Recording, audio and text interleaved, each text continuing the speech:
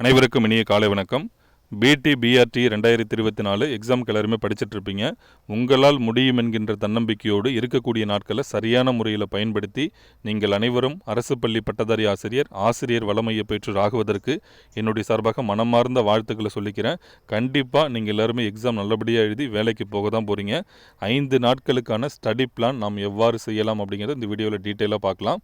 நம்ம இவ்வளோ நாள் ஹார்ட் ஒர்க் பண்ணுறதுக்கான பலன் பிப்ரவரி 4ஆம் தேதி கிடைக்கணும்னா நம்ம இந்த இடைப்பட்ட நாட்களில் நம்மளால் முடிந்த அளவுக்கு ரிவிஷன் பண்ணணும். அது ரொம்ப முக்கியமானது.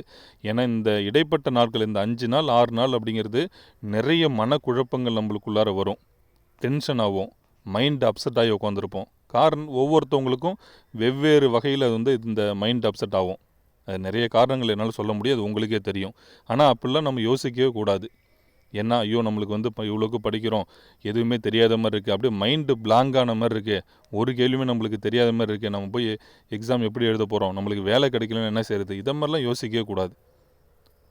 ஏன்னா இதே மாதிரியான ஒரு சிந்தனை உங்கள் மனதுக்குள்ளார இருந்தால் படிக்க மாட்டீங்க. கண்டிப்பாக மைண்டு ரிலாக்ஸாக, டென்ஷன் ஆகாமல் ரிலாக்ஸாக படிச்சிங்கன்னா கண்டிப்பாக உங்களுக்கு அது மிகப்பெரிய சப்போர்ட்டாக இருக்கும். ஏன்னா போட்டி அப்படிங்கிறது மற்ற தேர்வுகளை ஒப்பிடும்பொழுது நம்மளுக்கு குறைவு தான்.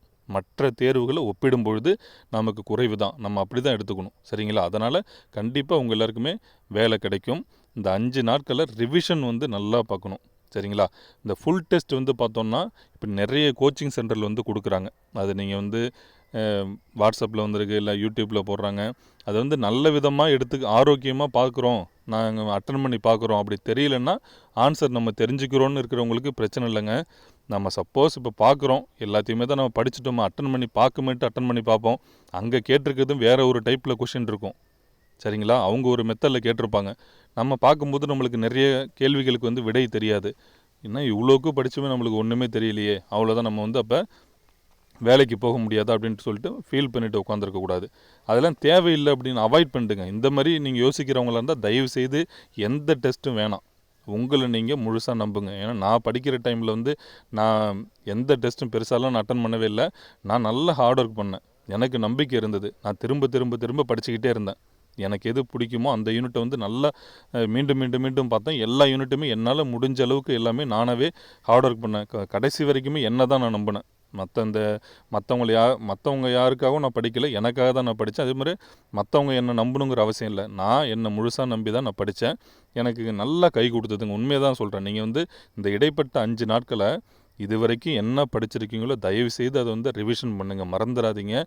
உங்ககிட்ட இருக்கிறது என்ன இருக்கோ அதை மீண்டும் நம்ம பார்த்துக்கிட்டே இருக்கணும். இப்போ 5 நாள் நம்ம சொல்கிறோமா, சப்போஸ் என் மேஜருக்கு 10 யூனிட்ஸ் இருக்குது அப்படின்னா ஒரு நாளைக்கு 2 யூனிட்லாம் பார்க்கக்கூடாது. ஏன்னா நம்மளுக்கு அந்த டைம்லாம் முடிஞ்சு போச்சு. ஒரு நாளைக்கு நம்ம படிக்கிற டைமில் என்ன தோணுதோ, உங்கள் மைண்டுக்கு என்ன தோணுதோ எல்லாத்தையும் படிச்சுக்கிட்டே இருக்கலாம். ஏன்னா நம்ம இப்போ பிளான் பண்ணி இன்றைக்கி 3 யூனிட்டு, நாளைக்கு 3 யூனிட்லாம் படிக்கிற டைம்லாம் போயிடுச்சு நமக்கு. உங்களுக்கு நல்லா ஏற்கனவே சொல்கிறேன், நல்லா தெரிஞ்ச யூனிட்டில் நீங்கள் பிளான் பண்ணி படிச்சிங்கன்னா மேக்ஸிமம் மார்க் எடுக்க முடியும்.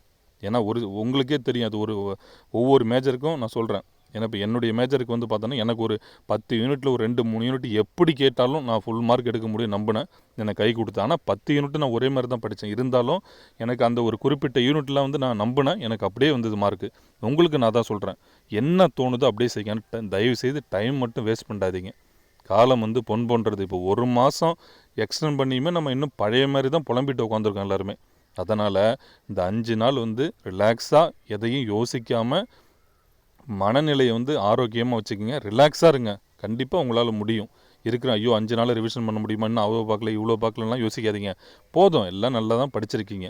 அங்கே படித்த டைமில் நம்மளுக்கு கண்டிப்பாக ஞாபகம் வரும். அதனால் இந்த ஃபுல் டெஸ்ட்டு பார்க்குறங்கிற மாதிரில டவுன் ஆகிடாதீங்க. யாருமே இன்னும் ஒரு டெஸ்ட்டும் வேணாம், எல்லாம் எழுதி பார்த்துருப்பீங்க. இனிமேல் உங்ககிட்ட என்ன இருக்கோ அதை முழுமையாக அந்த 5 நாள் 6 நாளில் டெய்லி ரிவிஷன் பண்ணிக்கிட்டே இருக்கணும்.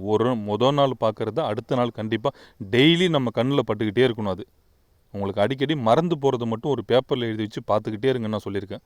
அதே போல் தமிழ் எலிஜிபிள் டெஸ்ட்டுமே 10th புக்கு உள்ளதை அதுக்குன்னு ஒரு ரிலாக்ஸ் ஆகும்போது கொஞ்சம் இடைப்பட்ட நேரத்தில் பார்த்துக்கலாம், சரிங்களா? அந்த ரிலாக்ஸ் ஆகணுங்கிறது என்னது, நிறைய பேர் ஓய்வு எடுத்துக்கணுன்னா என்னதுன்னா ஒரு மணி நேரம் 2 மணி நேரம் படிக்கிறோம் அப்படின்னா மைண்ட் ரிலாக்ஸ் ஆகணும்னா அந்த 1 மணி நேரம் 2 மணி நேரம் படித்ததை ரீகால் பண்ணுறதுக்கு தான் ரிலாக்ஸே.